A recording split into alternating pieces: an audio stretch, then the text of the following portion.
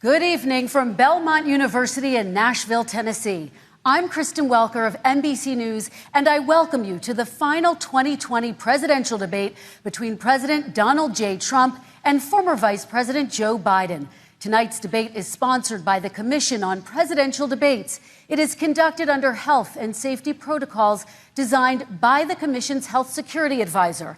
The audience here in the hall has promised to remain silent. No cheers, boos, or other interruptions, except right now, as we welcome to the stage former Vice President Joe Biden and President Donald J. Trump.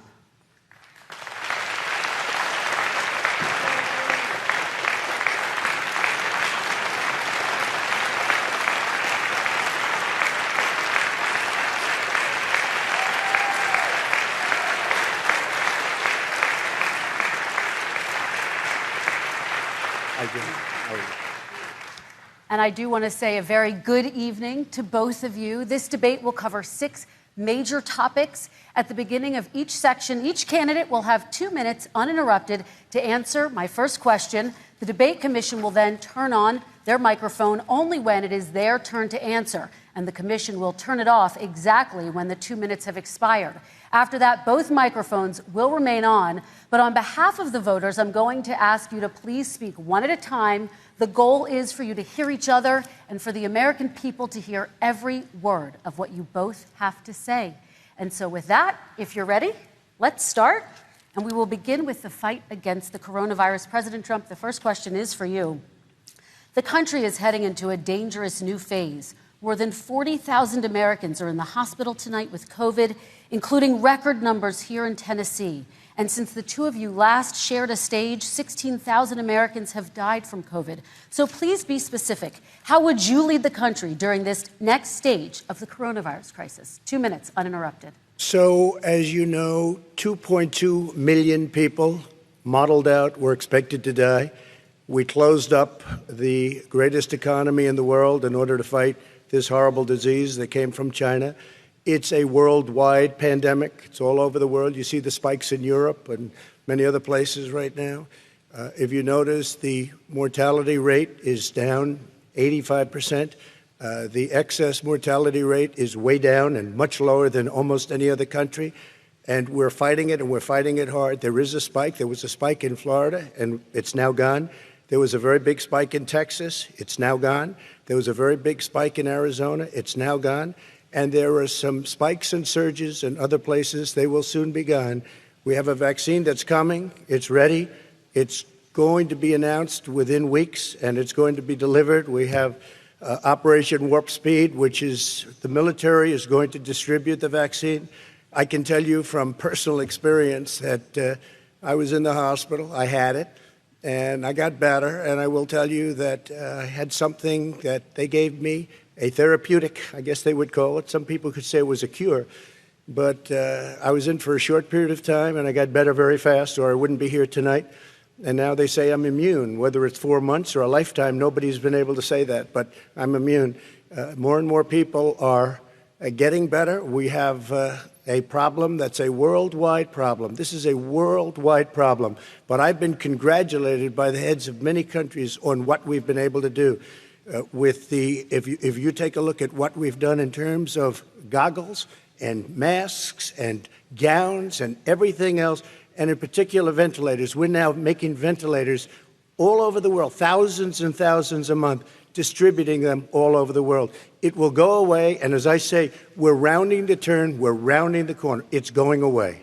Okay, former Vice President Biden, to you, how would you lead the country out of this crisis? You have 2 minutes uninterrupted. 220,000 Americans dead. If you hear nothing else I say tonight, hear this. Anyone who's responsible for not taking control, in fact, not saying I take no responsibility initially, anyone who's responsible for that many deaths should not remain as President of the United States of America. We're in a situation where there are 1,000 deaths a day now, 1,000 deaths a day. And there are over 70,000 new cases per day. Compared to what's going on in Europe, as the New England Medical Journal said, they're starting from a very low rate. We're starting from a very high rate. The expectation is we'll have another 200,000 Americans dead between now and the end of the year. If we just wore these masks, the president's own advisors have told him, we could save 100,000 lives. And we're in a circumstance where the president thus far and still has no plan, no comprehensive plan. What I would do is make sure we have everyone encouraged to wear a mask all the time. I would make sure we move in the direction of rapid testing, investing in rapid testing. I would make sure that we set up national standards as to how to open up schools and open up businesses so they can be safe and give them the wherewithal, the financial resources to be able to do that. We're in a situation now where the New England Medical Journal, one of the most serious journals in the whole world, said for the first time ever that the way this president has responded to this crisis has been absolutely tragic. And so, folks, I will take care of this. I will end this. I will make sure we have a plan. President Trump, I'd like to follow up with you in your comments. You talked about taking a therapeutic. I assume you're referencing Regeneron. You also said a vaccine will be coming within weeks. Yes. Is that a guarantee? No, it's not a guarantee, but it will be by the end of the year. But I think it has a good chance. There are two companies, I think, within a matter of weeks, and it will be distributed very quickly. Can you tell us which companies? Johnson & Johnson is doing very well. Moderna is doing very well. Pfizer is doing very well. And we have numerous others. Then we also have others that we're working on very closely with other countries, in particular Europe. Let me follow up with you, and because this is new information, you have said a vaccine is coming soon, within weeks now. Your own officials say it could take well into 2021 at the earliest for enough Americans to get vaccinated. And even then, they say the country will be wearing masks and distancing into 2022. Is your timeline realistic? No, I think my timeline is going to be more accurate. I don't know that they're counting on the military the way I do, but we have our generals lined up, one in particular, that's the head of logistics. And this is a very easy distribution for him. He's ready to go as soon as we have the vaccine. And we expect to have 100 million vials. As soon as we have the vaccine, he's ready to go. Vice President Biden, your reaction, and just 40% of Americans say they would definitely agree to take a coronavirus vaccine if it was approved by the government. What steps would you take to give Americans confidence in a vaccine if it were approved? Make sure it's totally transparent. Have the scientists of the world see it, know it, look at it, go through all the processes. And by the way, this is the same fellow who told you this is going to end by Easter last time. This is the same fellow who told you that, don't worry, we're going to end this by the summer. We're about to go into a dark winter. And he has no clear plan, and there's no prospect that there's going to be a vaccine available for the majority of the American people before the middle of next year. President Trump, your reaction, he says you have no plan. I don't think we're going to have a dark winter at all. We're opening up our country. We've learned and studied and understand the disease, which we didn't at the beginning. When I closed and banned China from coming in heavily infected, and then ultimately Europe, but China was in January. Months later, he was saying I was xenophobic. I did it too soon. Now he's saying, oh, I should have, moved quicker. But he didn't move quicker. He was months behind me, many months behind me. And frankly, he ran the H1N1 swine flu, and it was a total disaster, far less lethal, but it was a total disaster. Had that had this kind of numbers, 700,000 people would be dead right now, but it was a far less lethal disease. Look, his own person who ran that for him, who, as you know, was his chief of staff, said it was catastrophic, it was horrible, we didn't know what we were doing. Now he comes up and he tells us how to do this.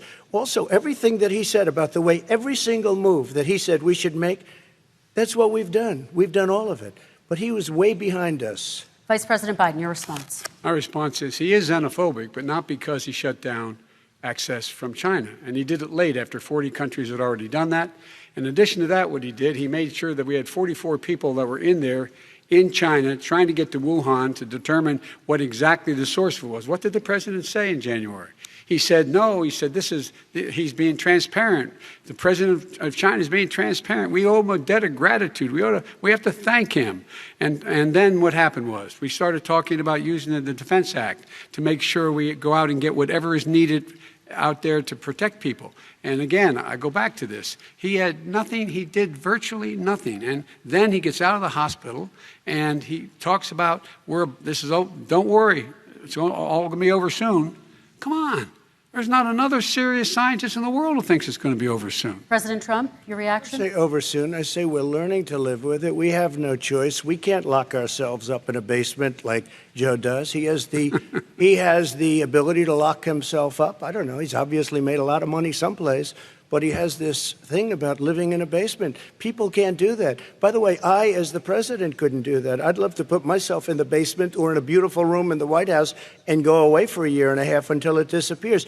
I can't do that. And Kirsten, every meeting I had, and I'd meet a lot of families, including Gold Star families and military families, every meeting I had, and I had to meet them. I had to. It would be horrible to have canceled everything. I said, this is dangerous. And you catch it. And, I caught it. I learned a lot. Great doctors, great hospitals. And now I recovered. 99.9 of young people recover. 99% of people recover. We have to recover. We can't close up our nation. We have to open our school, and we can't close up our nation, or you're not going to have a nation. And of course, the CDC has said young people can get sick with COVID-19 and can pass it. Vice President Biden, I want to talk broadly about strategy, though. Can I respond to that? 30 seconds, please, and then I have a question. No, number one, he says that we're learning to live with it. People are learning to die with it. You folks home will have an empty chair at the kitchen table this morning. That man or wife going to bed tonight and reaching over to try to touch out of habit where their wife or husband is gone. Learning to live with it. Come on. We're dying with it because he has never said, you said it's dangerous. When's the last time? Is it really dangerous still? Are we dangerous? You tell the people it's dangerous now? What should they do about the danger? And you say, I take no responsibility. Let me talk about your two. Excuse me, I take full responsibility. It's not my fault that it came here. It's China's fault. And you know what? It's not Joe's fault that it came here either. It's China's fault. They kept it from going into the rest of China for the most part, but they didn't keep it from coming out to the world, including Europe and ourselves. Vice President Biden. The fact is that when we knew it was coming, when it hit, what happened? What did the president say? He said, don't worry, it's going to go away. Be gone by Easter. Don't worry. The warm weather. Don't worry. Maybe inject bleach. He said he was kidding when he said that, but a lot of people thought it was serious. A whole range of things the president has said. Even today, he thinks we are in control. We're about to lose 200,000 more people. President Trump. Look, perhaps just to finish this, I was kidding on that, but just to finish this, when I closed, he said I shouldn't have closed. And that went on for months. Nancy Pelosi said the same thing. She was dancing on the streets in Chinatown in San Francisco. But when I closed, he said, this is a terrible thing. You're xenophobic. I think he called me racist even. And because I was closing it to China. Now he says I should have closed it earlier. Joe, it doesn't work. I didn't say either of those things. You certainly did. You certainly did. I talked about a xenophobia in a different context. It wasn't about closing the border to Chinese coming to the United States. All right, I want to talk about both of your different strategies to handling this. He thought this. I shouldn't have closed the border. Well, that's obvious. Do you want to respond to that quickly, Vice President No. Biden? Okay. Let's talk about your different strategies toward dealing with this. Mr. Vice President, you suggested you would support new shutdowns if scientists recommended it. What do you say to Americans who are fearful that the cost of shutdowns, the impact on the economy, the higher rates of hunger, depression, domestic and substance abuse outweighs the risk of exposure to the virus? What I would say is I'm going to shut down the virus, not the country. It's his ineptitude that caused the country to have to shut down in large part. Why businesses have gone under, why schools are closed, why so many people have lost their living, and why they're concerned. Those other concerns are real. That's why he should have been, instead of in a sand trap in his golf course, he should have been negotiating with Nancy Pelosi and the rest of the Democrats and Republicans about what to do about the acts they were passing for billions of dollars to make sure people had the capacity. But you haven't ruled out more shutdowns. Well, no, I'm not shutting down the nation, but you need standards. The standard is if you have a reproduction rate in a community that's above a certain level, everybody says, slow up, more social distancing, do not open bars and do not open gymnasiums, do not open until you get this under control. under more control. But when you do open, give the people the capacity to be able to open and have the capacity to do it safely. For example, schools. Schools, they need a lot of money to open. They need to deal with ventilation systems. They need to deal with smaller classes, more teachers, more pods. And he's refused to support that money, or at least up to now. Let's talk about schools. President Well, Trump, I think we have to respond, if I might. Please, and then I have a follow-up. Thank you, and I appreciate that. Look, all he does is talk about shutdowns, but forget about him. His Democrat governors, Cuomo in New York, you look at what's going on in California, you look at Pennsylvania, North Carolina, Democrats all, they're shut down so tight, and they're dying. They're dying. And he supports all these people. All he talks about is shutdowns. No, we're not going to shut down, and we have to open our schools. And it's like, as an example, I have a young son. He also tested positive. By the time I spoke to the doctor the second time, he was fine. It just went away. Young people, I guess it's their immune system. Let me follow up with you, President Trump. You've demanded schools open in person and insist they can do it safely. But just yesterday, Boston became the latest city to move its public school system entirely online after a coronavirus spike. What is your message to parents who worry that sending their children to school will endanger not only their kids, but also their teachers and families? I want to open the schools. The transmittal rate to the teachers is very small, but I want to open the schools. We have to open our country. We're not going to have a country. You can't do this. We can't keep this country closed. This is a massive country with a massive economy. People are losing their jobs. They're committing suicide. There's depression, alcohol, drugs at a level that nobody's ever seen before. There's abuse, tremendous abuse. We have to open our country. You know, I've said it often. The cure cannot be worse than the problem itself. And that's what's happening. And he wants to close down. He'll close down the country if one person in our massive bureaucracy says we should close it down. Vice President Biden, your response. Simply not true. We ought to be able to walk and chew gum at the same time. We ought to be able to safely open, but they need resources to open. You need to be able to, for example, if you're going to open a business, have social distancing within the business. You need to have, if you have a restaurant, you need to have plexiglass dividers so people cannot infect one another. You need to be in a position where you can take testing rapidly and know whether a person is in fact infected. You need to be able to trace. You need to be able to provide all the resources that are needed to do this. And that is not inconsistent with saying that we're going to make sure that we open safely. And by the way, all you teachers out there, not that many of you are going to die, so don't worry about it. Come on. President Trump, let me follow up with you quickly. By the way, I will say this. If you go and look at what's happened to New York, it's a ghost town.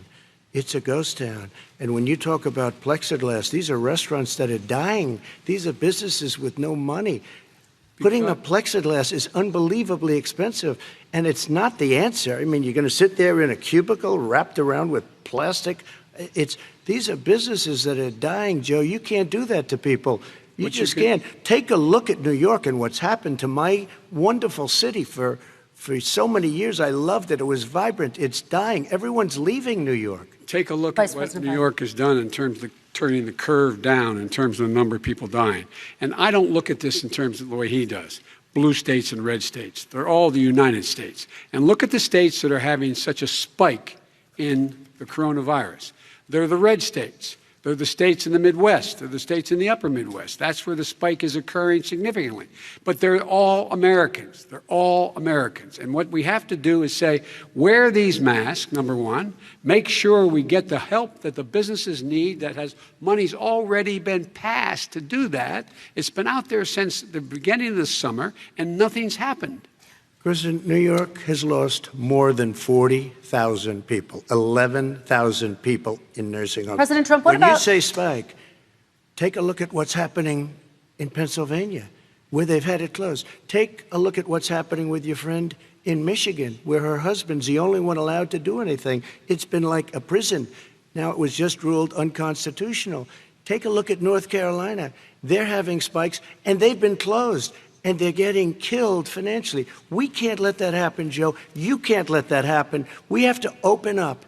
And we understand the disease. We have to protect our seniors. We have to protect our elderly. We have to protect especially our seniors with heart problems and diabetes problems. And we will protect them. We have the best testing in the world by far. That's why we have so many cases. Let me follow up with you before we move on to our next section. President Trump, this week you called Dr. Anthony Fauci, the nation's best-known infectious disease expert, quote, a disaster. You described him and other medical experts as, quote, idiots. If you're not listening to them, who are you listening to as you fight this? I'm listening to all of them, including Anthony. I get along very well with Anthony. But he did say, don't wear masks. He did say, as you know, this is not going to be a problem. I think he's a Democrat, but that's okay. He said this is not going to be a problem. We are not going to have a problem at all. When Joe says that, I said, Anthony Fauci said, and others, and many others, and I'm not knocking him a lot. Nobody knew. Look, nobody knew what this thing was. Nobody knew where it was coming from, what it was. We've learned a lot. But Anthony said, don't wear masks. Now he wants to wear masks. Anthony also said, if you look back, exact words, here's his exact words. This is no problem. This is going to go away soon. So he's allowed to make mistakes. He happens to be a good person. Vice President Biden, your response quickly, and then we're going to move on to the next section. My response is that think about what the president knew in January and didn't tell the American people. He was told this was a serious virus that spread in the air, and it was much worse than the flu. He went on record and said to one of your colleagues, recorded, that in fact he knew how dangerous it was, but he didn't want to tell us. He didn't want to tell us because he didn't want us to panic. He didn't want us. Americans don't panic. He panicked. But guess what?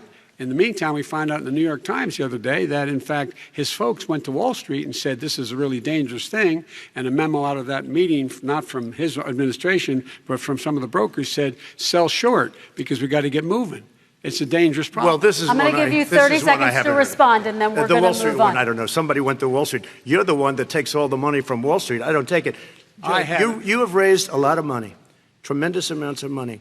And every time you raise money, deals are made, Joe. I could raise so much more money. As president and as somebody that knows most of those people, I could call the heads of Wall Street, the heads of every company in America. I would blow away every record, but I don't want to do that because it puts me in a bad position. And then you bring up Wall Street. You shouldn't be bringing up Wall Street because you're the one that takes the money from Wall Street, not me. I could blow away your records that, like you wouldn't believe. We don't need money. We have plenty of money. In fact, we beat Hillary Clinton with a tiny fraction of the money that she was able to. All right, gentlemen, we're going to move on. Don't tell me about Wall Street. Average contribution, $43. All right, we're going to move on to our next section, which is national security. And I do want to start with the security of our elections and some breaking news from overnight. Just last night, top intelligence officials confirmed again that both Russia and Iran are working to influence this election. Both countries have obtained U.S. voter registration information, these officials say, and Iran sent intimidating messages to Florida voters. This question goes to you, Mr. Vice President. What would you do to put an end to this threat? You have 2 minutes uninterrupted. I made it clear, and I ask everyone else to take the pledge. I made it clear that any country, no matter who it is, that interferes in American elections will pay a price. They will pay a price. And it's been overwhelmingly clear this election, I won't even get into the last one, this election, that Russia has been involved, China has been involved to some degree, and now we learn that Iran is involved. They will pay a price if I'm elected. They're interfering with American sovereignty.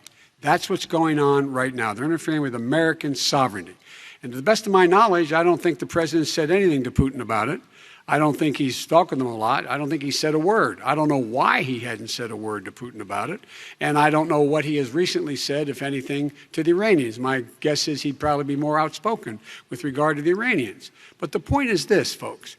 We are in a situation where we have foreign countries trying to interfere in the outcome of our election. His own national security advisor told him that what is happening with his buddy, I will.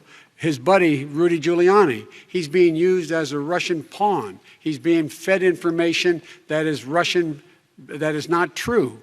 And then what happens? Nothing happens. And then you find out that Everything that's going on here about Russia is wanting to make sure that I do not get elected the next president of the United States because they know I know them and they know me. I don't understand why this president is unwilling to take on Putin when he's actually paying bounties to kill American soldiers in Afghanistan, when he's engaged in activities that are trying to destabilize all of NATO. I don't know why he doesn't do it, but it's worth asking the question, why isn't that being done? Any country that interferes with us will, in fact, pay a price because they're affecting our sovereignty. President Trump, same question to you. Let me ask the question. You're going to have 2 minutes to respond. For 2 elections in a row now, there has been substantial interference from foreign adversaries. What would you do in your next term to put an end to this? 2 minutes uninterrupted. Well, let me respond to the first part, as Joe answered. Joe got $3.5 million from Russia, and it came through Putin because he was very friendly with the former mayor of Moscow, and it was the mayor of Moscow's wife. And you got $3.5 million. Your family got $3.5 million. And you know, someday you're going to have to explain, why did you get 3.5? I never got any money from Russia. I don't get money from Russia.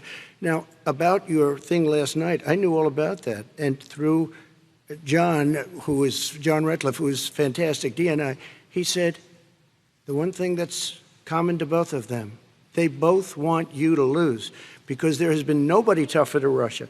Between the sanctions, nobody tougher than me on Russia. Between the sanctions, between all of what I've done with NATO, you know, I've got the NATO countries to put up an extra $130 billion, going to $420 billion a year. That's to guard against Russia. I sold, while he was selling pillows and sheets, I sold tank busters to Ukraine. There has been nobody tougher on Russia than Donald Trump.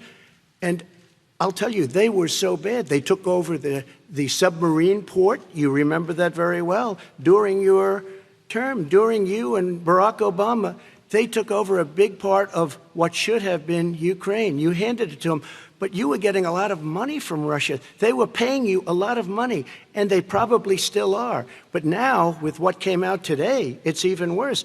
All of the emails, the horrible emails of the kind of money that you were raking in, you and your family. And, Joe, you were vice president when some of this was happening, and it should have never happened. And I think you owe an explanation to the American people. Why is it? Somebody just had a news conference a little while ago who was essentially supposed to work with you and your family, but what he said was damning. And regardless of me, I think you have to clean it up and talk to the American people. Maybe you can do it right now. Vice President Biden, you may respond. 30 seconds. And then I do want to follow up on the election security. I have not taken a penny from any foreign source ever in my life. We learned that this president paid 50 times the tax in China, has a secret bank account with China, does business in China, and in fact is talking about me taking money. I have not taken a single penny from any country whatsoever, ever. Number one. Number two, this is a president, I have released all of my tax returns, 22 years. Go look at them. 22 years of my tax return. You have not released a single solitary year of your tax return. What are you hiding? Why are you unwilling? The foreign countries are paying you a lot. Russia's paying you a lot. China's paying you a lot. And your hotels and all your businesses all around the country, all around the world. And China's building a new road to a new a golf course you have overseas. So what's going on here? Why don't release your tax return or stop talking about corruption? President Trump, your response. First of all, I called my accountants under audit. I'm going to release them as soon as we can. I want to do it, and it'll show how successful, how great this company is. But much more importantly than that, people were saying $750. I asked them a week ago, I said, what did I pay? They said, sir, you prepaid tens of millions of dollars. I prepaid my tax. Tens over the last number of years. Tens of millions of dollars I prepaid because at some point they think it's an estimate. They think I may have to pay tax. So I already prepaid it. Nobody told me that. Did your accountant tell you when you that. released Excuse them? me. And it wasn't written whenever they write this. They keep talking about $750, which I think is a filing fee. But let me just tell you, I prepaid millions and millions of dollars in taxes. Number one. Number two, I don't make money from China. You do. I don't make money from Ukraine. You do. I don't make money from Russia. You made $3.5 million, Joe, and your son gave you. They even have a statement that we have to give 10% to the big man. You're the big man, I think. I don't know, maybe you're not, but you're the big man, I think. Your son said we have to give 10% to the big man. Joe, what's that all about? It's terrible. All right, gentlemen, I want to ask you both some questions about all of this. But I'm going to let you both respond very quickly. You just said you spoke to your accountant about potentially releasing your taxes. Did he tell you when you can release them? Do you have a deadline for when you're going to release them to the American people? I get treated worse than the Tea Party got treated. Because I have a lot of people in there, deep down in the IRS, they treat me horribly. We made a deal, it was all settled until I decide to run for president. I get treated very badly by the IRS, very unfairly. But we had a deal all done. As soon as we're completed with the deal, I want to release it. But I have paid millions and millions of dollars, and it's worse than paying. I paid in advance. It's called prepaying your taxes. Okay. I paid in advance. I want to ask you both about questions regarding your potential foreign entanglements and questions that have been raised to give you both a chance to talk about this more broadly. Respond very quickly, and then I'll get to my question. Why did he's been saying this for 4 years? Show us. Just show us. Stop playing around. You've been saying for 4 years you're going to release your taxes. Nobody knows it, Mr. President. What they do know is you're not paying your taxes, or you're paying taxes that are so low. When last time he said what he paid, he said, I only pay that little because I'm smart. I know how to game the system. Come on. Come on, folks. Very quickly, President Trump, and then I want to get to two questions to both of you on this. I was put through a phony witch hunt for 3 years. It started before I even got elected. They spied on my campaign. No president should ever have to go through what I went through. Let me just say this. Mueller and 18 angry Democrats and FBI agents all over the place spent $48 million. They went through everything I had, including my tax returns, and they found absolutely no collusion and nothing wrong. $48 million. I guarantee you, if I spent $1 million on you, Joe, I could find plenty wrong. Because the kind of things that you've done and the kind of monies that your family has taken, I mean, your brother made money in Iraq, millions of dollars. Your other brother made a fortune, and it's all through you, Joe. And they say you get some of it, and you do live very well. You have houses all over the place. You live very well. All right, gentlemen, let me just ask some questions about all of this broadly. Vice President Biden, there have been questions about the work your son has done in China and for a Ukrainian energy company when you were vice president. In retrospect, was anything about those relationships inappropriate or unethical? Nothing was unethical. Here's what the deal. With regard to Ukraine, we had this whole question about whether or not, because he was on the board, I later learned of a Burisma, a company, that somehow I had done something wrong. Yet every single solitary person, when he was going through his impeachment, testifying under oath who worked for him, said, I did my job impeccably. I carried out U.S. policy. Not one single solitary thing was out of line. Not a single thing, number one. Number two, the guy who got in trouble in Ukraine was this guy trying to bribe the Ukrainian government to say something negative about me, which they would not do and did not do because it never, ever, ever happened. My son has not made money in terms of this thing about, what are you talking about, China. I have not had, the only guy made money from China is this guy. He's the only one. Nobody else has made money from China. President Trump, let me ask my question to you. But could I just one thing? Very quickly. His son didn't have a job for a long time, was sadly no longer in the military service. I won't get into that.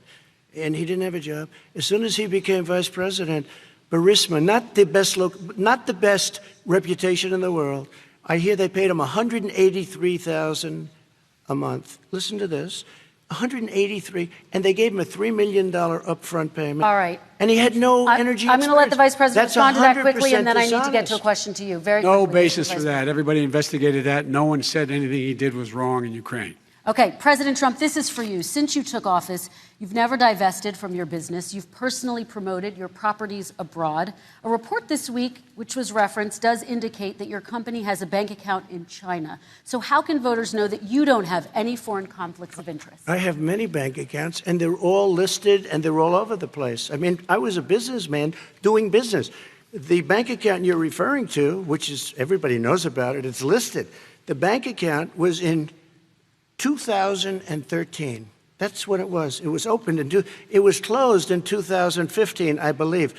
And then I decided, because I was thinking about doing a deal in China like millions of other people. I was thinking about it, and I decided I'm not going to do it.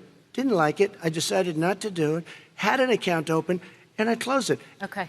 Excuse me. And then, unlike him, where he's vice president and he does business, I then decided to run for president after that. That was before. So I closed it before I even ran for president, let alone became president. Big difference. He is the vice president of the United States, and his son, his brother, and his other brother are getting rich. They're like a vacuum cleaner. They're sucking up money President every Trump, place he thank goes. you. We do Not need to true. move on. I do want to ask you, Vice President Biden, about China. Let's talk about China more broadly. There have, of course, President Trump has said that they should pay for not being fully transparent in regards to the coronavirus. If you were president, would you make China pay? And please be specific. What would that look like? What I'd make China do is play by the international rules, not like he has done. He has caused the deficit of China to go up, not down, with China, up, not down. We are making sure that in order to do business in China, you have to give all your intellectual property. You have to have a partner in China. It's 51%. We would not do that at all, number one. Number two, we're in a situation where China would have to play by the rules internationally as well. When I met with Xi, when I was still vice president, he said we're setting up air identification zones in the South China Sea. You can't fly through them. I said we're going to fly through them. We just flew B-52, B-1 bombers through it. We're not going to pay attention. They have to play by the rules. And what's he do? He embraces guys like the thugs like in North Korea and the Chinese president and Putin and others, and he pokes his finger in the eye of all of our friends, all of our allies. We make up we're 25% of the world's economy. We need to be having the rest of our friends with us saying to China, these are the rules. You play by them or you're going to pay the price for not paying by them economically. That's the way I will run it, and that's what we did in upholding steel tariffs and a range of other things when we were president and vice president. All right, let's talk about North Korea. Excuse me, no, I have to respond to that. Okay. Very quickly, and then His we're son going to move walked on to out with North $1.5 billion Korea. from China to Not manage after true. spending 10 minutes in office and being in Air Force Two, number one. Number two, there's a very strong email talking about your family wanting to make $10 million a year for introductions. President Trump, on China policy, true. though, what No, but wait a specifically are minute. you going to do? What specifically are you going to do to make China pay? You've said you're going First to of make all, them pay. China is paying. They're paying billions and billions of dollars. I just gave New $28 billion. sanctions? New sanctions? I just gave $28 billion to our farmers. Taxpayers' money. It's what? Taxpayers' money. Didn't come from Yeah, China. you know who the taxpayer is? It's called China. China paid true. $28 billion, and you know what they did to pay it, Joe? They devalued their currency, and they also paid up. And you know who got the money? Our farmers, our great farmers, because they were targeted. You never charged them anything. Also, I charged them 25% on dumped steel because they were killing our steel industry. We were not going to have a steel industry. Okay. And now we have a steel industry. Vice President Biden, your response, please. My response is, look, this isn't about, there's a reason why he's bringing up all this malarkey. There's a reason for it. He doesn't want to talk about the substantive issues. It's not about his family and my family. It's about your family. And your family's hurting badly. If you're making if you're a middle-class family, you're getting hurt badly right now. You're sitting at the kitchen table this morning deciding, well, we can't get new tires, they're bald because we have to wait another month or so. Or are we going to be able to pay the mortgage? Or who's going to tell her she can't go back to community college? They're the decisions you're making in the middle-class families like I grew up in Scranton and Claymont. They're in trouble. We should be talking about your families, but that's the last thing he wants to talk about. I want is a to talk about statement. North Korea. Excuse me, just I do for want 1 to turn second, to please. 10 seconds, Mr. President. That's 10 a seconds. typical political statement. Let's get off this China thing, and then he looks, the family, around the table, everything. Just a typical politician when I see that. Let's talk I'm about not North a typical Korea now. politician. Okay, That's why I got President elected. Let's Let's talk about- get off the subject of China. Let's talk sitting around the table. All right. Come on, Joe, you can do better. We're going to talk about North Korea now. President Trump, you've met with North Korean leader Kim Jong-un 3 times. You've talked about your beautiful letters with him. You've touted the fact that there hasn't been a war or a long-range missile test. And yet North Korea recently rolled out its biggest ever intercontinental ballistic missile and continues to develop its nuclear arsenal. Do you see that as a betrayal of the relationship you forged? Just 30 seconds here because we need to get on to the next So segment. when I met with Barack Obama, we sat in the White House right at the beginning, had a great conversation. It was supposed to be 15 minutes, and it was well over an hour. He said the biggest problem we have with North Korea. He indicated we will be in a war with North Korea. Guess what? It would be a nuclear war, and he does have plenty of nuclear capability. In the meantime, I have a very good relationship with him. Different kind of a guy, but he probably thinks the same thing about me. We have a different kind of a relationship. We have a very good relationship, and there's no war. And, you know, about 2 months ago, he broke into a certain area. They said, oh, there's going to be trouble. I said, no, they're not, because he's not going to do that. And I was right. Look, instead of being in a war where millions of people, Seoul, you know, is 25 miles away, millions and millions, 32 million people in Seoul. Millions of people would be dead right now. President we Trump, don't have that's a war, 30 and seconds. I have a good Thank relationship. you. Vice President Biden, to you. North Korea conducted 4 nuclear tests under the Obama administration. Why do you think you would be able to rein in this persistent threat? Because I'd make it clear, which we were making clear to China, they had to be part of the deal. Because here's the I made it clear, and as a spokesperson of the administration when I went to China, that they said, why are you moving your missile defense up so close? Why are you moving more forces here? Why are you continuing to do military maneuvers with South Korea? I said, because North Korea is a problem, and we're going to continue to do it so we can control them. We're going to make sure we can control them and make sure they cannot hurt us. And so if you want to do something about it, step up and help. If not, it's going to continue. What has he done? He's legitimized North Korea. He's talked about his good buddy who's a thug, and he talks about how we're better off. And they have much more capable missiles, able to reach U.S. territory much more easily than ever did before. Let me follow up with you, Vice President Biden. You've said you wouldn't meet with Kim Jong-un without preconditions. Are there any conditions under which you would meet with him? On the condition that he would agree that he would be drawing down his nuclear capacity to get the Korean Peninsula should be a nuclear-free zone. All right, let's move on to American families. Kristen, they tried Very to quickly, meet with 10 him. seconds, President. They tried to meet with him. He wouldn't do it. He didn't like Obama. He didn't like him. He wouldn't do it. Okay, I got to give him a chance to respond to that before we move on. And that's okay.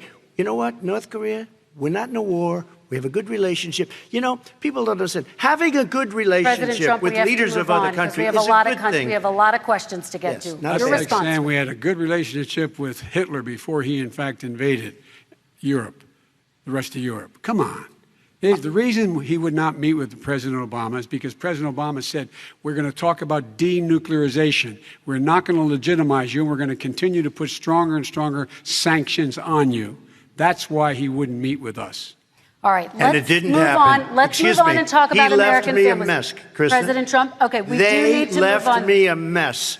North Korea was a mess. And in fact, if you remember the first 2 or 3 months, there was a very dangerous period in my first 3 months before we sort of worked things out a little bit. Okay. There was a they left us a mess. And Obama would be, I think, the first to say it was the single biggest problem he thought that our country had. Okay, let's move on to American families and the economy. One of the issues that's most important to them is health care, as you both know. Today, there was a key vote on a new Supreme Court Justice, Amy Coney Barrett, and health care is at the center of her confirmation fight. Over 20 million Americans get their health insurance through the Affordable Care Act. It's headed to the Supreme Court, and your administration, Mr. President, is advocating for the court to overturn it. If the Supreme Court does overturn that law, those 20 million Americans could lose their health insurance almost overnight. So what would you do if those people have their health insurance taken away? You have 2 minutes uninterrupted. Sure. First of all, I've already done something that nobody thought was possible. Through the legislature, I terminated the individual mandate. That is the worst part of Obamacare, as we call it. The individual mandate where you have to pay a fortune for the privilege of not having to pay for bad health insurance. I terminated. It's gone. Now it's in court because Obamacare is no good. But then I made a decision. Run it as well as you can to my people, great people. Run it as well as you can. I could have gone the other route and made everybody very unhappy. They ran it. Premiums are down. Everything's down. Here's the problem. No matter how well you run it, it's no good. What we'd like to do is terminate it. We have the individual mandate done.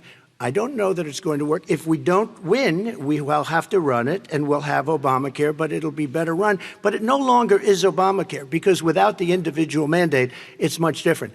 Pre-existing conditions will always stay. What I would like to do is a much better health care, much better, will always protect people with pre-existing. So I'd like to terminate Obamacare, come up with a brand new, beautiful health care. The Democrats will do it because there'll be tremendous pressure on them, and we might even have the House by that time, and I think we're going to win the House, okay? You'll see, but I think we're going to win the House. But come up with a better health care, always protecting people with pre-existing conditions. And one thing very important, we have 180 million people out there that have great private health care. Far more than we're talking about with Obamacare. Joe Biden is going to terminate all of those policies. These are people that love their health care, people that have been successful, middle-income people, been successful. They have 180 million plans, 180 million people, families. Under what he wants to do, which will basically be socialized medicine, he won't even have a choice, they want to terminate 180 million plans. We have done an incredible job on health care, and we're going to do even better. Okay. Vice President Biden, yes, this is for you. Your health care plan calls for building on Obamacare. So my question is, what is your plan if the law is ruled unconstitutional by the Supreme Court? You have 2 minutes uninterrupted. What I'm going to do is pass Obamacare with a public option. It'll become Biden-care. The public option is an option that says that if you, in fact, do not have the wherewithal to be, if you qualify for Medicaid and you do not have the wherewithal in your state to get Medicaid, you automatically are enrolled, providing competition for insurance companies. That's what's going to happen. Secondly, we're going to make sure we reduce the premiums and reduce drug prices by making sure that there's competition that doesn't exist now by allowing the Medicare to negotiate drug prices with the insurance companies. Thirdly, the idea that I want to eliminate private insurance, the reason why I had such a fight with 20 candidates for the nomination was I support private insurance. That's why not one single person with private insurance would lose their insurance under my plan, nor did they under Obamacare. They did not lose their insurance unless they chose they wanted to go to something else. Lastly, we're going to make sure we're in a situation that we actually protect pre-existing. There's no way he can protect pre-existing conditions. None. Zero. You can't do it in the ether. He's been talking about this for a long time. He's never come up with a plan. I guess we're going to get the pre-existing condition plan the same time we get the infrastructure plan that we've been waiting since 17, 18, 19, and 20. The fact, I still have a few more minutes. I know you're getting anxious. The fact is that he's already cost the American people, because of his terrible handling of the COVID virus and the economic spillover, 10 million people have lost their private insurance. And he wants to take away 22 million more people who have it under Obamacare, and over 110 million people with pre-existing conditions. And all the people from COVID are going to have pre-existing conditions. What are they going to do? I have a follow-up for you, Vice President Biden. It relates to something that President Trump said. He's accusing you of wanting socialized medicine. What do you say to people who have concerns that your health care plan, which includes a government insurance option, takes the country one step closer to a health care system run entirely by the government? What's your response to that? I say it's ridiculous. It's like saying that, the idea that the fact that there's a public option that people can choose, that makes it a socialist plan. Look, the difference between the president, I think health care is not a privilege, it's a right. Everyone should have the right to have affordable health care. And I am very proud of my plan. It's gotten endorsed by all the major labor unions, as well as a whole range of other people who, in fact, are concerned in the medical field. This is something that's going to save people's lives, and this is going to give some people an opportunity to have health care for their children. How many of you home are worried and rolling around in bed tonight wondering what in God's name you're going to do if you get sick because you've lost your home insurance, your health insurance, your company's gone under? We have to provide health insurance for people at an affordable rate, and that's what I do. President Trump, Excuse me, he was your there response. for 47 years. He didn't do it. He was now there as vice president for 8 years, and it's not like it was 25 years ago. It was 3 3/4. It was just a little while ago, right? Less than 4 years ago.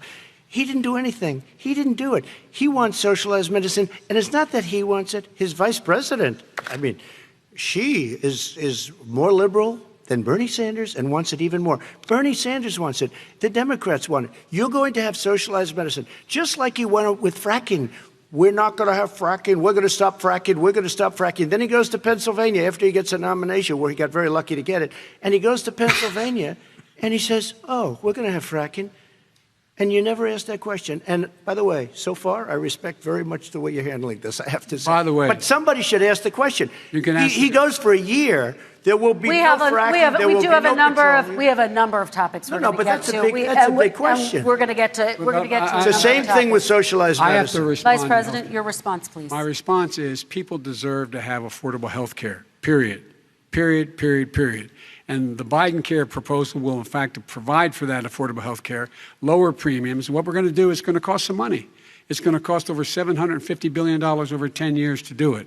And they're going to have lower premiums. You can buy into the better plans, the cheaper plans, lower your premiums, deal with unexpected billing, and have your drug prices drop significantly. He keeps talking about it. He hasn't done a thing for anity on health care. Not a thing. Kristen, when Very he quickly, says, then I want to talk when about he what's says happening on public Capitol option, Hill. he's talking about socialized medicine and health care. When he talks about a public option, he's talking about destroying your Medicare, totally destroyed, and destroying your Social Security.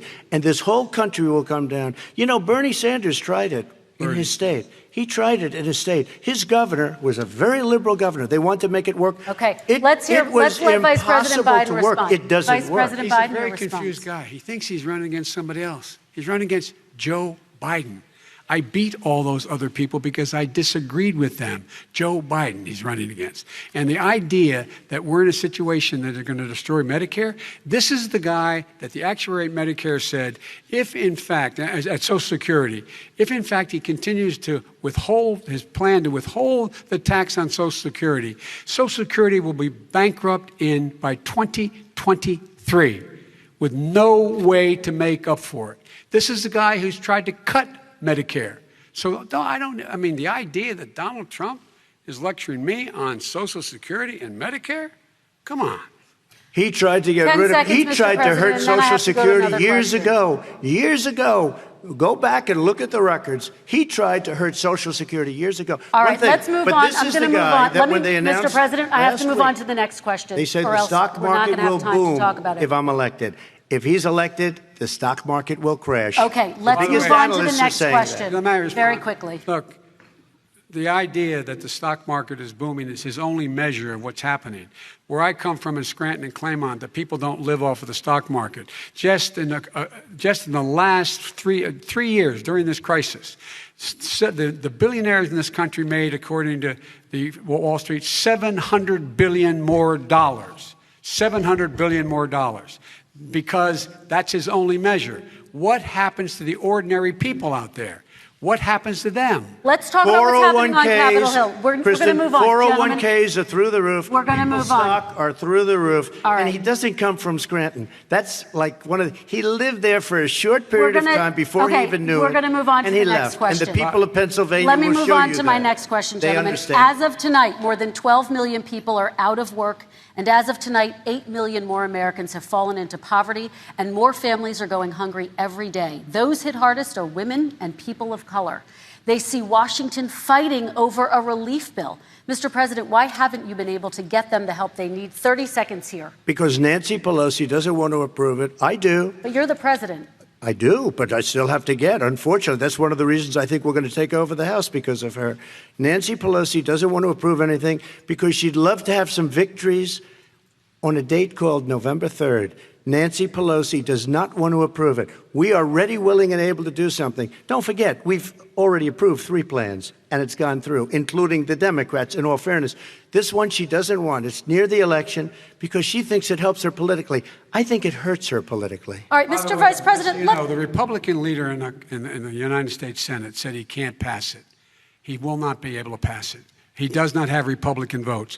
Why isn't he talking to his Republican friends? Let me follow up with you, Vice President we made a Biden, deal, the because Republicans let me will ask pass Vice it. President Biden a question. You are the leader of the Democratic Party. Why have you not pushed the Democrats to get a deal for the American people? Well, I have, and they have pushed it. Look, they passed this act all the way back in the beginning of the summer. This is like it's not new. It's been out there. This HEROES Act has been sitting there. And look at what's happening.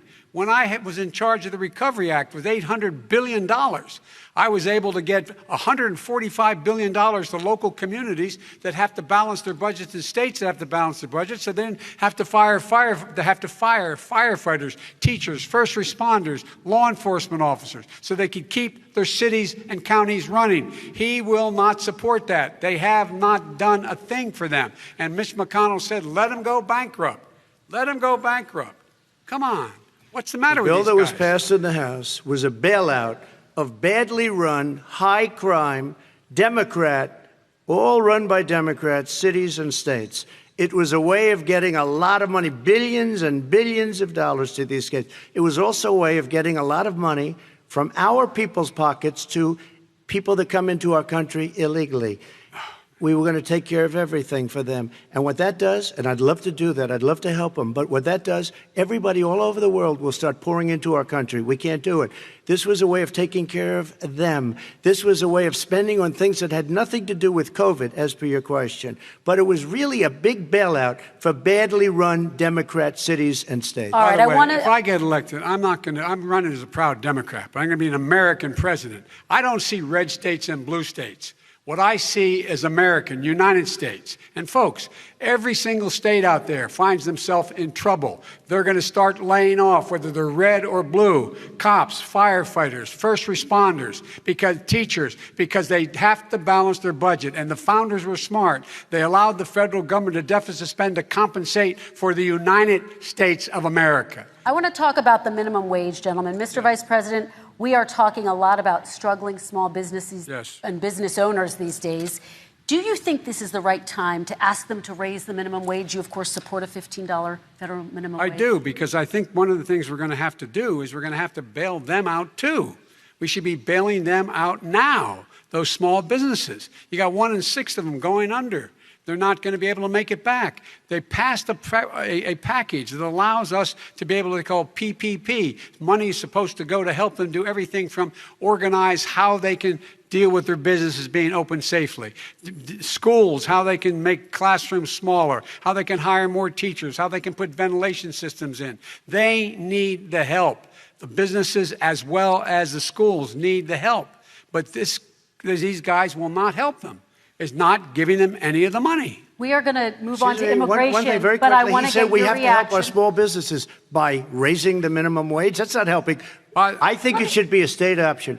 Alabama is different than New York. New York is different from Vermont. Every state is different. It should be a state option. You said very recently. We have recently. to help. It's very important. We have to help our small businesses.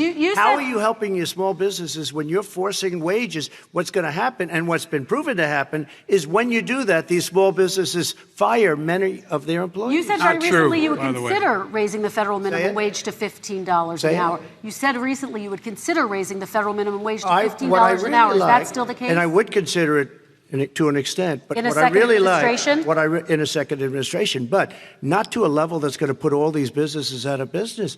It should be a state option. Look, I've lived in different places. I know different places. They're all different. Some places, $15 is not so bad. In other places, other states, $15 would be Okay, President ruinous. Trump, thank you. Quick response, Vice President Biden. 2 jobs, 1 job, be below poverty. People are making $6, $7, $8 an hour. These first responders, we all clap for as they come down the street because they've allowed us to make it. What's happening? They deserve a minimum wage of $15. Anything below that puts you below the poverty level. And there is no evidence that when you raise the minimum wage, businesses go out of business. That is simply not true. We're going to talk about immigration. We're going to talk about immigration now, gentlemen, and we're going to talk about families within this context. Mr. President, your administration separated children from their parents at the border, at least 4,000 kids. You've since reversed your zero-tolerance policy, but the United States can't locate the parents of more than 500 children. So how will these families ever be reunited? Children are brought here by coyotes and lots of bad people, cartels, and they're brought here, and they used to use them to get into our country. We now have as strong a border as we've ever had. We're over 400 miles of brand new wall. You see the numbers, and we let people in, but they have to come in legally, and they come in through merit. But how will you reunite these kids with their families, Let me just tell you, Mr. President? they built cages. You know, they used to say, I built the cages, and then they had a picture in a certain newspaper, and it was a picture of these horrible cages, and they said, look at these cages. President Trump built them, and then it was determined they were built in 2014. That was him. Do you have a plan to reunite the kids? Yes, we're working on it we're trying very hard. But a lot of these kids come out without the parents. They come over through cartels and through coyotes and through gangs. Vice President Biden, let me bring you into this conversation. Quick response and then another question to you. These 500 plus kids came with parents. They separated them at the border to make it a disincentive to come to begin with. Big, real tough. We're really strong. And guess what? They cannot, it's not coyotes didn't bring them over. Their parents were with them. They got separated from their parents. And it makes us a laughing stock and violates every notion of who we are as a nation. Let me ask you a follow-up question. Kristen, they did it. We changed the policy. Your response they to that? They did it. We changed. Did not they built the separate cages. They, who built the cages, Joe? Let's talk about what who we're built the talking cages, about. Joe? Let's talk about what we're talking about. What happened? Parents were ripped, their kids were ripped from their arms and separated. And now they cannot find over 500 sets of those parents, and those kids are alone. Nowhere to go. Nowhere to go. It's criminal. It's criminal. Let me ask Kristen, you about I will say this. They went 10 down. seconds, We and brought then I need to reporters, ask you. everything. They are so well taken care of. They're in facilities that were so clean. But some and of have them gotten haven't been such reunited But with their just ask families. one question. Who built the cages? I'd love you to ask him that. Who built the cages? Let me ask about your immigration policy, Mr. Vice President. The Obama administration did fail to deliver immigration reform, which had been a key promise during the administration. It also presided over record deportations as well as family detentions at the border before changing course. So why should voters trust you with an immigration overhaul now? Because we made a mistake. It took too long to get it right. It took too long to get it right.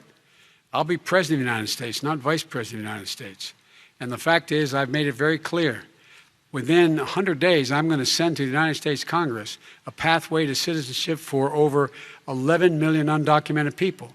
And all of those so-called dreamers, those DACA kids, they're going to be immediately certified again to be able to stay in this country and put on a path to citizenship.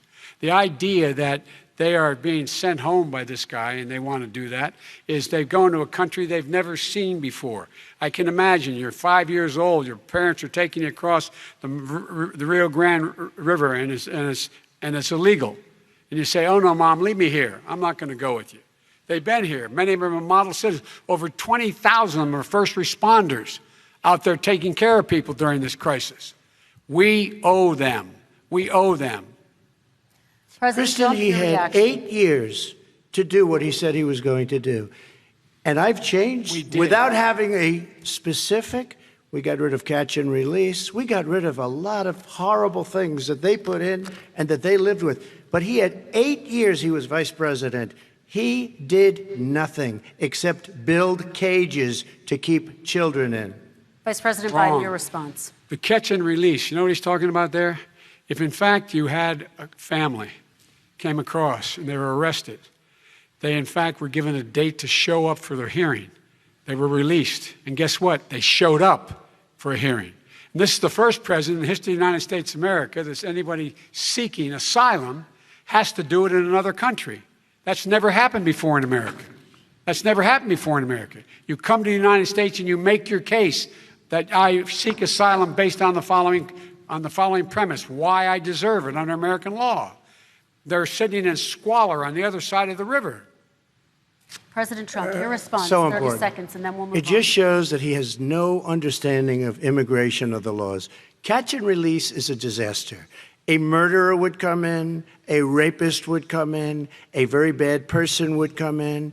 We would take their name. We have to release them into our country. And then you say they come back. Less than 1% of the people come back. We have to send ICE out and Border Patrol out to find them, we would say, come back in 2 years, 3 years, we're going to give you a court case. You need Perry Mason. We're going to give you a court case.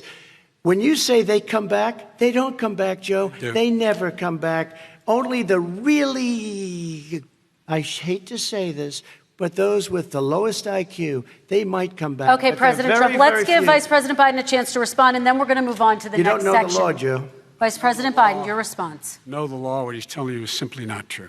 Well, check it out. They don't come back. Check it out. All right, let's move on to the next section. But we don't have to worry about it because they terminated it, so we don't have to worry about it Let's anymore. move on to the next And you have section. 525 kids not knowing where in God's name they're going to be and lost their parents. Go ahead. All right, let's talk about our next section, which is race in America. And I want to talk about the way Black and brown Americans experience race in this country. Part of that experience is something called the talk.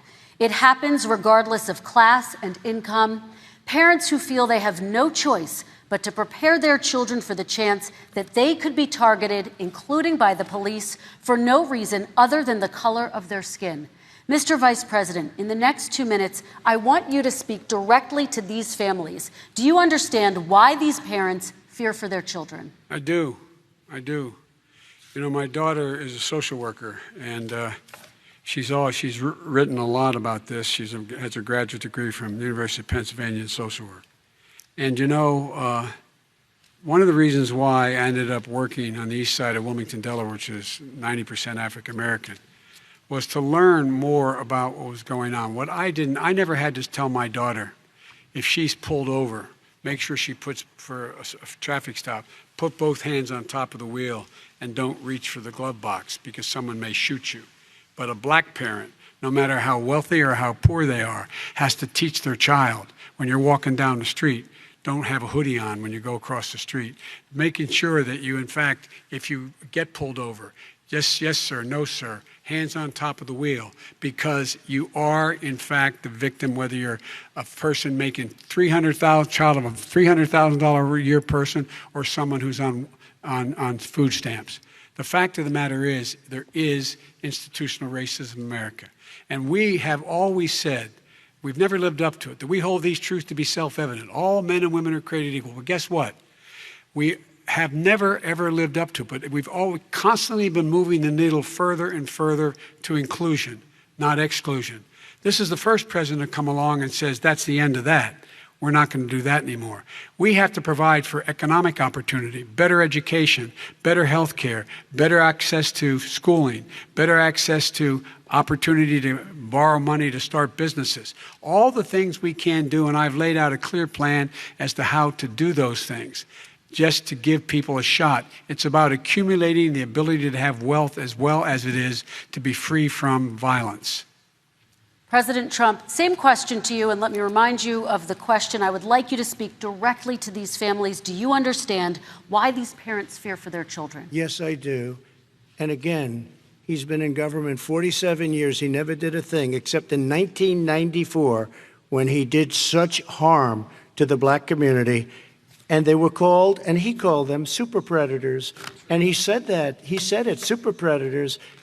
And they have never lived that down. 1994, your crime bill, the super predators. Nobody has done more for the black community than Donald Trump. And if you look, with the exception of Abraham Lincoln, possible exception, but the exception of Abraham Lincoln, nobody has done what I've done. Criminal justice reform, Obama and Joe didn't do it. I don't even think they tried because they had no chance at doing it. They might have wanted to do it, but if you had to see the arms I had to twist to get that done, it was not a pretty picture, and everybody knows it, including some very liberal people that cried in my office. They cried in the Oval Office. 2 weeks later, they're out saying, gee, we have to defeat him. Criminal justice reform, prison reform, opportunity zones with Tim Scott, a great senator from South Carolina.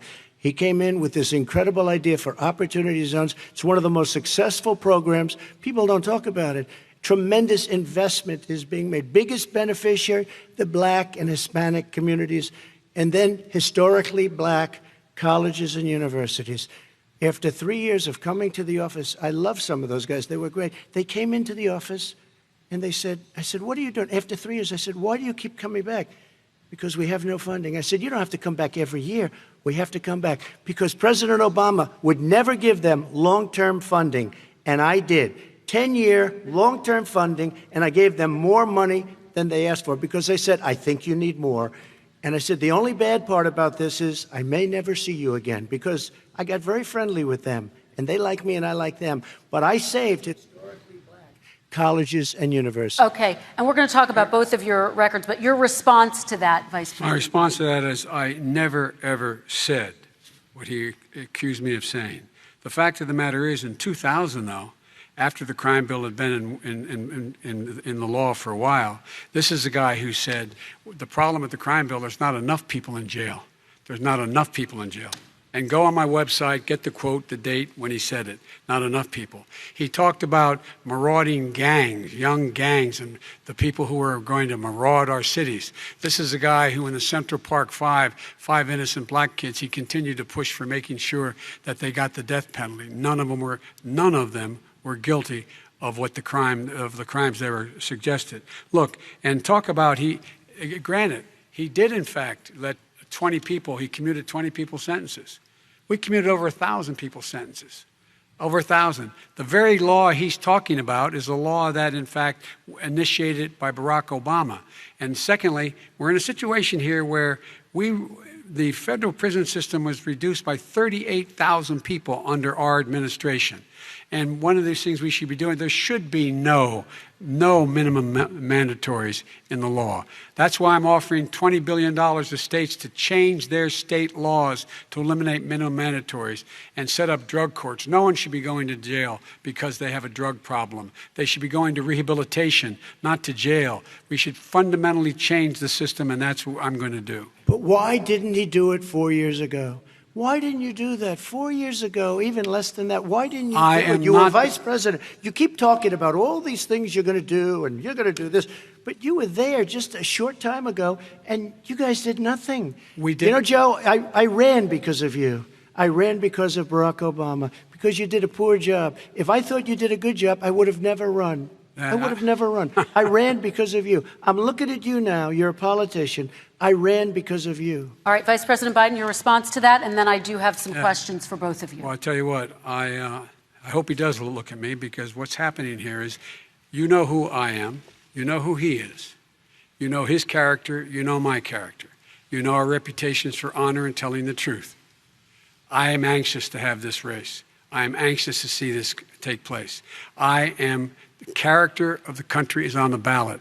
Our character is on the ballot. Look at us closely. Let me ask some follow-up. Please respond, and then we're going to have follow-up questions. If this stuff is true about Russia, Ukraine, China, other countries, Iraq, if this is true, then he's a corrupt politician. All right. So don't give me the stuff about how you're this innocent baby.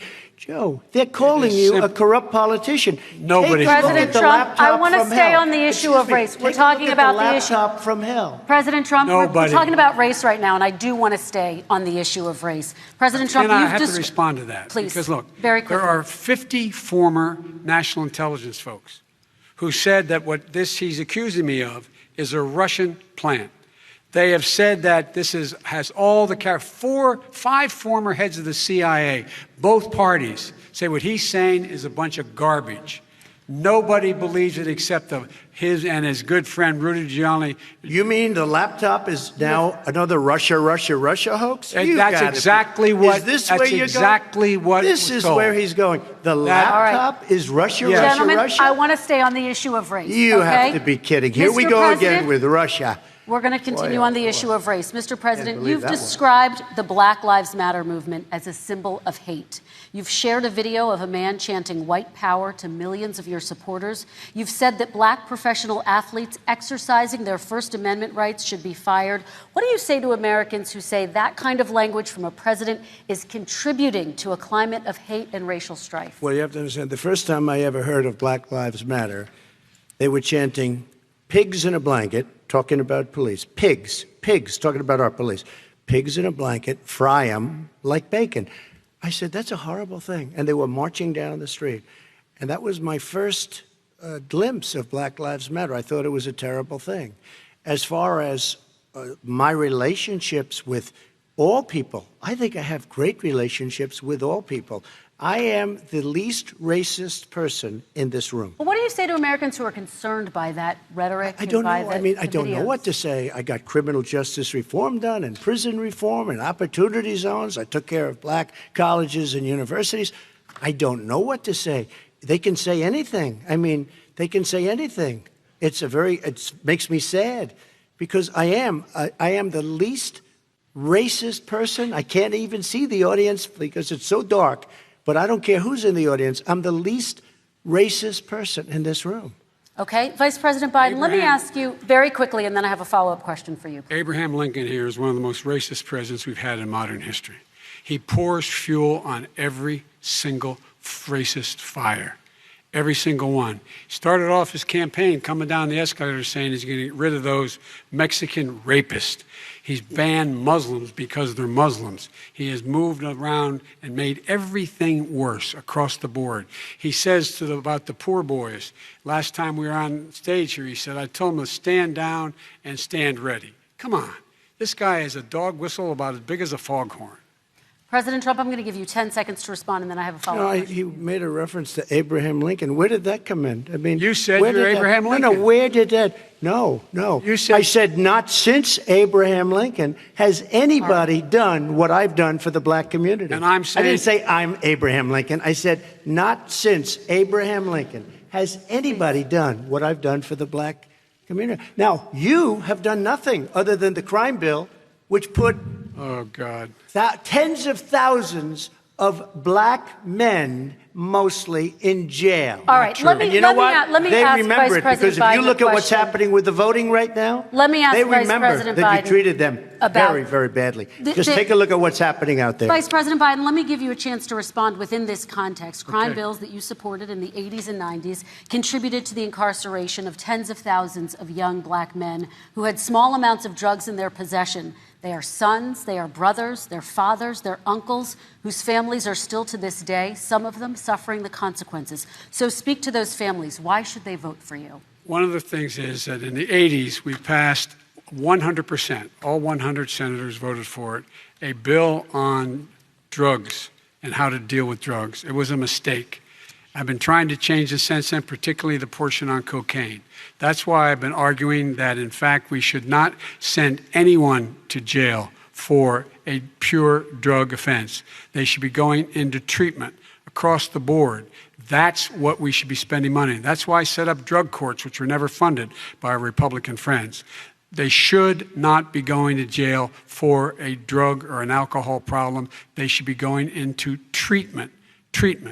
That's what we've been trying to do. That's what I'm going to get done because I think the American people have now seen that, in fact, it was a mistake to pass those laws relating to drug. But they were not in the crime bill. But why didn't he get it done? See, it's all talk, no action with these politicians. Why didn't he get it done?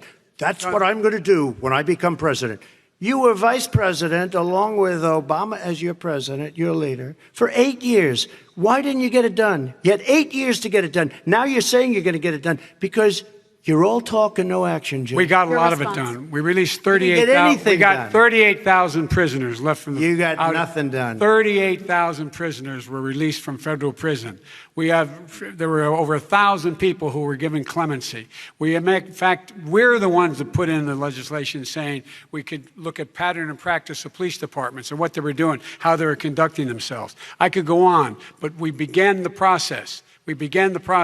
We lost an election. That's why I'm running to win back that election and change his terrible policy. I just asked one question. Why didn't you do it in the 8 years, a short time ago?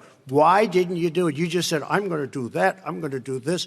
You put tens of thousands of mostly black young men in prison. Now you're saying you're going to undo that. Why didn't you get it done? You had 8 years with Obama. You know why, Joe? Because you're all talk and no action. All right, Vice President Biden, and then we're going to move on to the next section.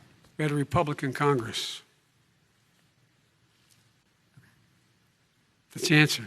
Well, Okay. You got to talk them into it, Joe. Sometimes All right. you got to talk them into it. We're going to move on to our next section, Like I which did is with criminal climate justice change. reform. I had Okay. to talk Democrats into it. Gentlemen, You did what we we're running out of already done. time, so we got to get on to Okay. climate change, please. You both have very different visions on climate change. President Trump, you say that environmental regulations have hurt jobs in the energy sector. Vice President Biden, you have said you see addressing climate change as an opportunity to create new jobs. For each of you, how would you both combat climate change and support job growth at the same time? Starting with you, President Trump, you have 2 minutes uninterrupted. So we have the Trillion Trees program. We have so many different programs. I do love the environment, but what I want is the cleanest, crystal clear water, the cleanest air.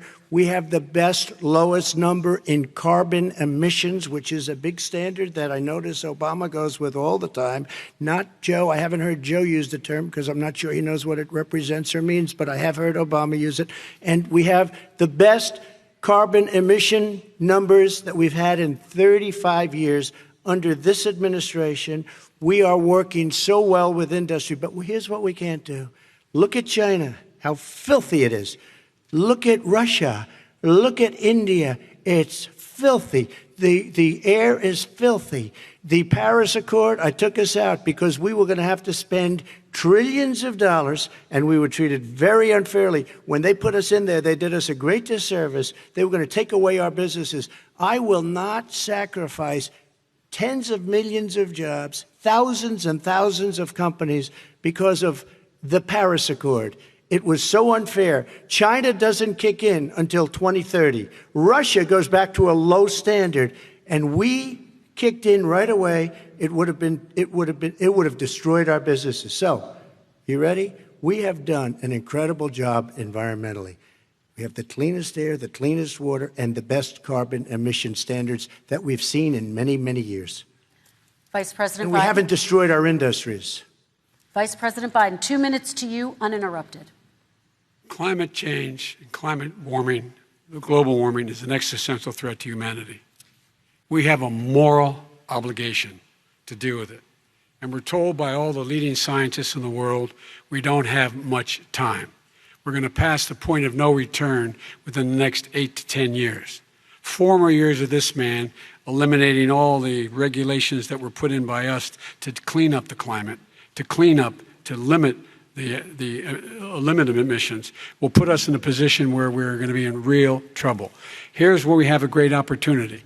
I was able to get both all the environmental organizations as well as labor, the people worried about jobs, to support my climate plan. Because what it does, it will create millions of new good-paying jobs. We're going to invest in, for example, 50,000 charging stations on our highways so that we can own the electric car market of the future. In the meantime, China is doing that. We're going to be in a position where we're going to see to it that we're going to take 4 million existing buildings and 2 million existing homes and retrofit them so they don't leak as much energy, saving hundreds of millions of barrels of oil in the process and creating significant number of jobs. And by the way, the whole idea of what this is all going to do, it's going to create millions of jobs, and it's going to clean the environment. Our health and our jobs are at stake. That's what's happening. And what right now, by the way, Wall Street firms indicated that my plan will in fact create 18.6 million jobs, 7 million more than his. This is from Wall Street. And I'll create $1 trillion more in economic growth than his proposal does. Not on climate, just on the economy. President Trump, you're Today came out and said very strongly, $6,500 will be taken away from families under his plan, that his plan is an economic disaster. If you look at what he wants to do, if you look at his plan, his environmental plan, you know who developed it? AOC +3. They know nothing about the climate. I mean, she's got a good line of stuff, but she knows nothing about the climate. And they're all hopping through hoops for AOC +3. Look, their real plan costs $100 trillion. If we had the best year in the history of our country for 100 years, we would not even come close to a number like that. When he says buildings, they want to take buildings down because they want to make bigger windows into smaller windows. as far as they're concerned, if you had no window, it would be a lovely thing. This is the craziest plan that anybody has ever seen. And this wasn't done by smart people. This wasn't done by anybody. Frankly, I don't even know how it can be good politically. Right. They want to spend $100 trillion. That's their real number. He's trying to say it was 6.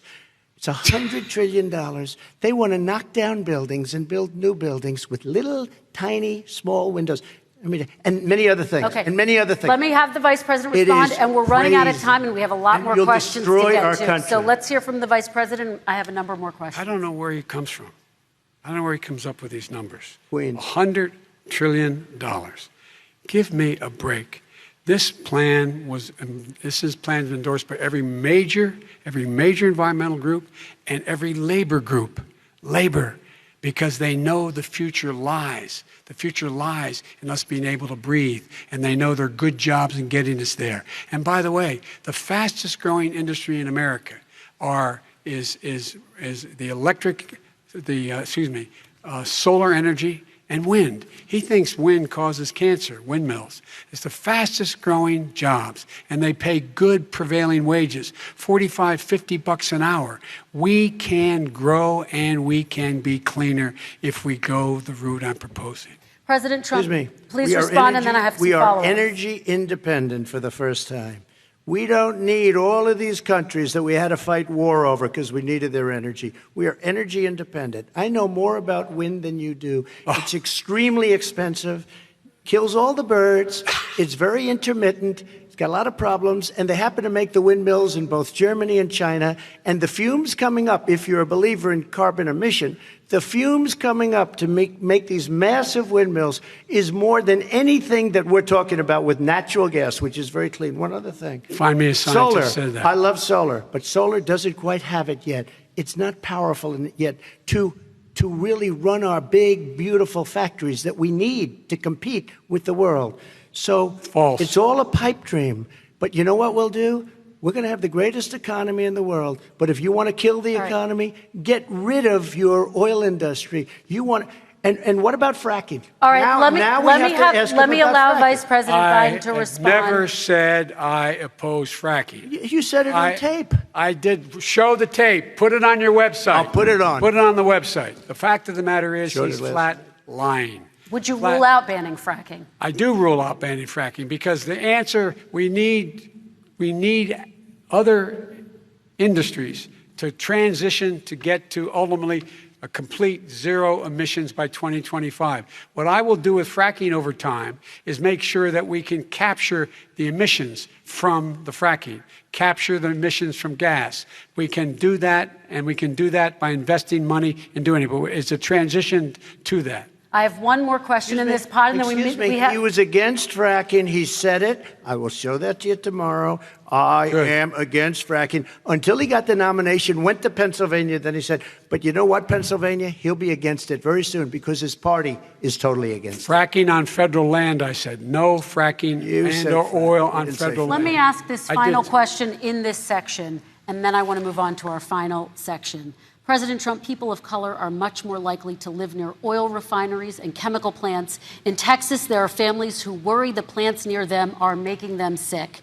Your administration has rolled back regulations on these kinds of facilities. Why should these families give you another 4 years in office? The families that we're talking about are employed heavily, and they're making a lot of money, more money than they've ever made. If you look at the kind of numbers that we produce for Hispanic, for Black, for Asian, it's 9 times greater, the percentage gain, than it was in 3 years, than it was under 8 years of the 2 of them, to put it nicely. 9 times more. Now, somebody lives, I have not heard the numbers or the statistics that you're saying, but they're making a tremendous amount of money economically. We saved it. And I saved it again a number of months ago when oil was crashing because of the pandemic. Okay. We saved it. We got, say what you want about relationship, we got Saudi Arabia, Mexico, and Russia to cut back, way back. We saved our oil industry, and now it's very vibrant again. And everybody has very inexpensive gasoline. Remember that. Vice President Biden, your response, and then we're going to have a final question for both of you. My response is that those people live on what they call fence lines. He doesn't understand this. They live near chemical plants that, in fact, pollute, chemical plants and oil plants and refineries that pollute. I used to live near that when I was growing up in Claymont, Delaware. And all the more oil refineries in Marcus Hook and the Delaware River than there is any place, including in Houston at the time. When my mom get in the car and when there was first frost to drive me to school, turn in the windshield wiper, there'd be oil slick in the window. That's why so many people in my state were dying and getting cancer. The fact is, those frontline communities, it doesn't matter what you're paying them, it matters how you keep them safe. What do? And you impose restrictions on the pollutions the pollutants coming out of those fence line communities. Okay, I have one final question. Would he close down the oil industry? It falls. Would you close down the falls. oil By industry? the way, I would transition from the oil industry, yes. Oh, I will that's transition. a big statement. It is a big statement. That's a because big statement. I would stop. Why would you do that? Because the oil industry pollutes significantly. I see. And here's the deal. But That's you a can't big do statement. that. Well, if you let me finish the statement, because it has to be replaced by renewable energy over time. And I'd stop giving to the oil industry, I'd stop giving them federal subsidies. He won't give federal subsidies to the gas, to solar and wind. Yeah. Why are we giving it to oil industry? We actually do give All it right. to solar and wind. We And have that's one maybe the final biggest question. statement in terms of business. That's the biggest statement. Okay. Because We have basically one what he's final saying question, is he is Mr. going to President. destroy the oil industry. Okay. Will you remember that, Texas? Will you remember that, Pennsylvania, Oklahoma? Vice President Biden, let me give you 10 seconds to respond, and then Ohio. I have to get to the final question. Vice President Biden. He takes everything out of context, but the point is, look, we have to move toward a net zero emissions. The first place to do that by the year 2035 is in energy production, by 2050 totally. All right. One Is he gonna final get question China to to both do of it? you. No, we're finished with Is this. he We going have to to get move on China to to our do it? final question. We have to I'm move on going to to our final rejoin Paris question. Accord and make China abide by what they agreed to. All right, That'll this cost you is $1 about trillion. leadership, gentlemen. And this first question does go to you, President Trump. Imagine this is your inauguration day. What will you say in your address to Americans who did not vote for you? You'll each have 1 minute, starting with you, Mr. We have to make our country totally successful as it was prior to the plague coming in from China. Now we're rebuilding it, and we're doing record numbers, 11.4 million jobs in a short period of time, et cetera. But I will tell you, go back. Before the plague came in, just before, I was getting calls from people that were not normally people that would call me. They wanted to get together. We had the best black unemployment numbers in the history of our country. Hispanic, women, Asian, people with diplomas, with no diplomas, MIT graduates, #1 in the class. Everybody had the best numbers. And you know what? The other side wanted to get together. They wanted to unify. Success is going to bring us together.